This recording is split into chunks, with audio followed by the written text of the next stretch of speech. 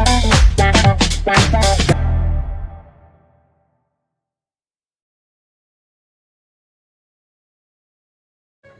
students, polynomial relation between zeros and coefficient of the polynomial. तो relation मतलब है, अब देखो जीरोज मतलब क्या होता है, हम मान लेते हैं पहले दो जीरो होते हैं, हमको मालूम है क्वाड्रेटिक पॉलिनोमियल के, ये आपको क्लियर होगा। तो हम मान लेते हैं जीरो मतलब क्या होता है, एक्स की वो वैल्यू जिसको पुट करने पे एक्स की क्वाड्रेटिक इक्वेशन में दो वैल्यू निकलती है, वो दो नंबर अगर आप पुट करोगे तो पूरा पॉलिनोमियल जीरो जाता है। तो पहली चीज हम समझेंगे कि स्टैंडर्ड फॉर्म क्या होता है पॉलिनोमियल का, a x square plus b x plus c, ये स्टैंडर्ड फॉर्म है। तो इसमें एक्स की कोई वैल्यू होगी, सपोज 1 है, तो इसको पुट करूंगी मैं, तो इसकी पूरी वैल्यू कितनी आ जाएगी, जीरो आ जाएगी। दूसरी वैल्यू सपोज 2 है, क्योंकि क्वाड्रेटिक पॉलिनोमियल के दो जीरोज होते हैं, तो इन दो जीरो को हम क्या मान लेते हैं, अल्फा और बीटा लेट कर लेते हैं कि ये क्या है, अल्फा और बीटा है। ठीक है, तो अब मुझे रिलेशन किस में निकालना है, अल्फा और बीटा में, और किस में, जो हमारा क्वाड्रेटिक पॉलिनोमियल है उसके कोफिशिएंट में। तो कोफिशिएंट क्या होता है, न्यूमेरिक वैल्यू। तो मतलब ए बी और सी का अल्फा और बीटा से हमको क्या रिलेशन स्टैब्लिश करना है। पहले आप कॉन्सेप्ट क्लियर करो कि आप कर क्यों रहे हो और क्या करने जा रहे हो। तो हम क्या कर रहे हैं, अल्फा और बीटा को कंपेयर करने जा रहे हैं, किससे, ए बी और सी से। तो इसके लिए हम क्या करेंगे, पहले क्वाड्रेटिक पॉलिनोमियल की स्टैंडर्ड फॉर्म ले लेंगे।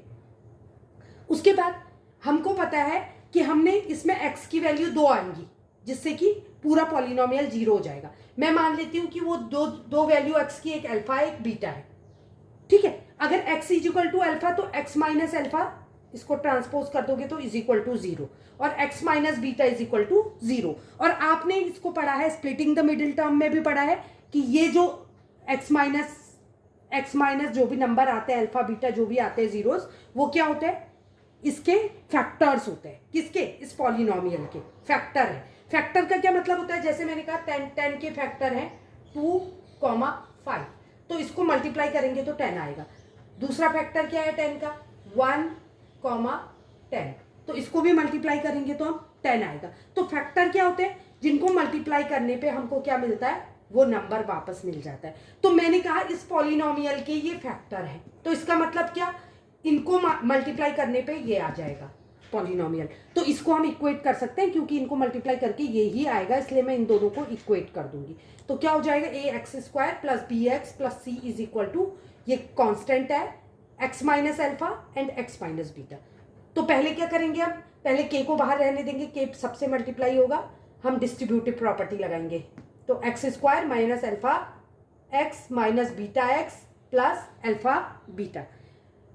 उसके बाद क्या करेंगे, अब के से मल्टीप्लाई कर देंगे पूरी इक्वेशन को, क्योंकि पूरे में ब्रैकेट है, डिस्ट्रीब्यूटिव प्रॉपर्टी लगेगी। तो आ गया हमारा ये। उसके बाद हमने के और एक्स को कॉमन ले लिया, एक्स को मैंने अलग दूसरी साइड इसलिए कॉमन लिया, हम के एक्स भी लिख सकते थे, क्योंकि अभी हम कंपेयर करेंगे तो कंफ्यूज हो सकते हैं, इसलिए। तो ये आ गया हमारी वैल्यू। अब क्या करेंगे, क्योंकि हम करने क्यों जा रहे हैं, क्योंकि हमको अल्फा बीटा को इससे कंपेयर करना है, तो हम एलएचएस और आरएचएस के किसको, कोफिशिएंट्स को और कांस्टेंट टर्म को कंपेयर करेंगे। तो यहां देखो, एक ही कोफिशिएंट ऑफ एक्स स्क्वायर, यहाँ कोफिशिएंट ऑफ एक्स स्क्वायर क्या है, के। तो ए ऑटोमेटिकली के इक्वल हो जाएगा। क्यों हो जाएगा, क्योंकि ए वो नंबर है जो, क्योंकि इसका मल्टीपल जो है, इस इक्वेशन का मल्टीपल इस पॉलिनोमियल के बराबर आएगा। तो ऑब्वियसली के की वैल्यू हमेशा किसके इक्वल होगी, कोफिशिएंट ऑफ एक्स स्क्वायर, तो ए इज इक्वल टू के। अब b इज इक्वल टू क्या हो जाएगा, इसका कोफिशिएंट है b, तो इनका इस x का कोफिशिएंट क्या है, माइनस साइन सहित लिखेंगे के अल्फा प्लस बीटा। तीसरा कांस्टेंट टर्म, तो constant is equal to alpha into beta, k alpha into beta. I hope यहां तक कॉन्सेप्ट आपको समझ आया होगा। अब हमको क्या, अब हम sum of the zeros of the polynomial निकालेंगे, इसी से हम एक और चीज निकालेंगे, इनको कंपेयर करके हमको क्या मिलेगा, sum of the zeros and product of the zeros. तो पहली इक्वेशन ले लेंगे हम, minus k alpha plus beta is equal to b. तो माइनस के को इधर ले जाएंगे तो क्या होगा, alpha plus beta is equal to minus b upon k. तो ये माइनस बी अपॉन के, और के किसके इक्वल है, ए के, तो इसकी जगह हम ए लिख सकते हैं, तो इसकी वैल्यू आ गई माइनस बी अपॉन ए। तो ये हो गया पहला relation, alpha plus beta sum of the zeros is equal to minus b upon a. अब प्रोडक्ट ऑफ द जीरोज निकालेंगे इस इक्वेशन को लेके, k alpha beta is equal to c k. तो alpha beta is equal to k को transpose कर दोगे सी upon के, और के की वैल्यू क्या है ए, तो लिख दोगे सी अपॉन ए। आई होप आपको वीडियो पसंद आया होगा, और पसंद आया तो लाइक सब्सक्राइब और शेयर करें। Thank you.